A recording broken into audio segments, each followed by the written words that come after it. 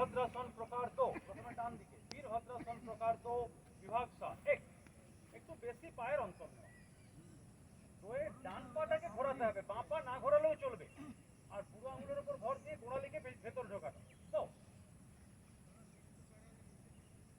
3 90 degree কোণ করা চেষ্টা করো যতটা যাবে শরীরকে সামনে রেখে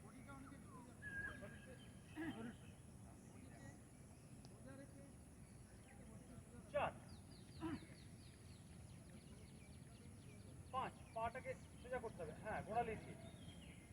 6 পা মিলবে 7 বাম দিক 7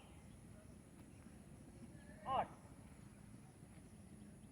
বুড়ো আঙুলকে ঠিক রেখে গোড়ালিকে ভেতরে ঢোকানো 9 শরীর সোজা রেখে পাটাকে 90 ডিগ্রি কোণ করা 10 আবার গোড়ালিকে ভেতর দিকে নিয়ে যাওয়া